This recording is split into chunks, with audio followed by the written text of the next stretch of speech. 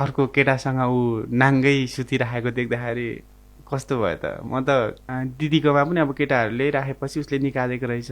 सम्झाउने नि कति, म रातभरि रुन्थेँ, उनीहरूले सम्झाउँथ्यो, म राति हिँड्न खोज्थेँ, उनीहरूले रोक्थ्यो। जाँडै सुरु आइगयो, तपाईँ कतिको सेवन गर्नुहुन्छ? म गर्दिनँ नि सर त्यस्तो त। अब गर्दिनँ भन्दाखेरि अब पहिलोचोटि ब्रेकअप हुँदाखेरि त खाइयो, वाल नै खाइयो, पीडा भयो, नजानेको कुरा हो। डिप्रेसनबाट निकाल्ने नै त्यही रक्सी थियो भनौँ न। रक्सी थियो भनेपछि रक्सीले घाटा पनि होइन फाइदा पनि गर्दो रहेछ। घाटा पनि गऱ्यो नि सर। मैले त त्यही रक्सीको कारणले हात भाँचेँ। त्यतिखेर के खाने के गर्ने भन्ने हुन्थ्यो, उधारो रक्सी खाइन्थ्यो। त्यस्तो हुँदाखेरि अब हात भाँच्यो। हात भाँचिँदाखेरि पनि डेन्जरै घाटा लाग्यो त्यतिखेरको माहौलमा। जस अहिले त्यो माहौलहरू चाहिँ सुध्रिँदैछ भनौँ न। ट्याक्कै त्यही कुरा जोडियो हुन त। अब बितिसकेको कुरा ल्याउँदा अलिकति मन पीडा त होला। अनि के छ अहिले चाहिँ मिलौँ भन्ने खाले कुरा आउँछ? मिलौँ भन्ने कुरा त ऊबाट चाहिँ आउने हो। तर म त अब तपाईँ आफै सोच्नु न कसरी म मिल्न सक्छु त।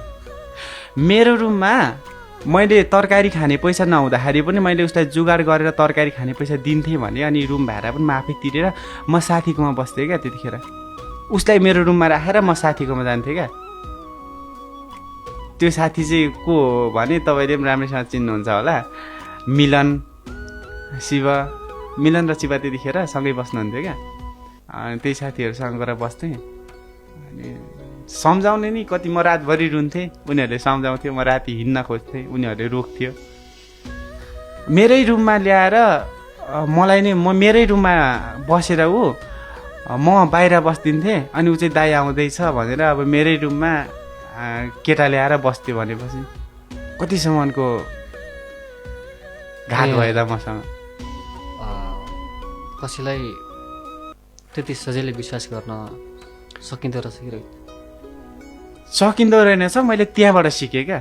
मैले त्यतिखेरसम्म त अब ऊ चाहिँ खासमा भन्नुपर्दा ऊ पहिला अलिक खोटाङ्गै हो। पहिला ऊ टाढो थियो। 2 वर्षसम्म त समथिङ टाढै बसेर लभ गऱ्यो नि त।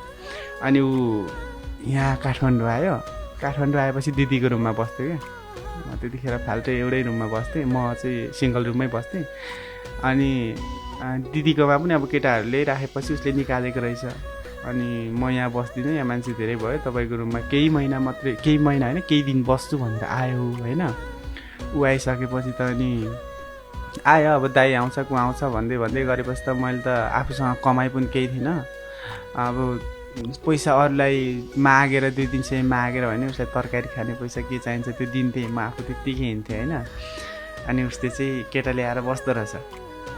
त्यसरी केटा ल्याएर बसिसकेपछि अब मेरो मन कस्तो हुन्छ त। अब त्यस्तो देख्दाखेरि होइन, दाइ आएको छ भन्थ्यो क्या। अनि ल ठिक छ नि त भनेर म बाहिर बस्दिन्थेँ। अनि पछाडि चाहिँ कसरी थाहा भयो भने म कहाँ जानुपर्ने थियो र कपडा चेन्ज गर्नु गएको क्या। म खासमा कपडा चेन्ज गर्नु जाँदाखेरि चाहिँ ऊ चाहिँ केटासँग रहेछ क्या।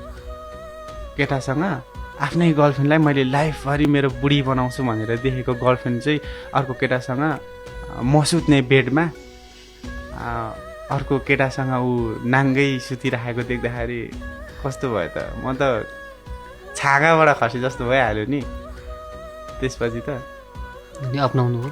कहाँ अप्नाउनु त्यसपछि पनि। तर अप्नाउनु चाहिँ अप्नाउँथेँ म। उसले नछोडेको भए अप्नाउँथेँ, किनभने एकचोटि गरेको गल्ती हो। म माफ गर्छु। अब ऊ बिना बाँच्नु नसक्ने भएपछि त माफ पनि गर्नु पर्छ नि त। तर मैले माफ पनि गरिदिएको थिएँ क्या।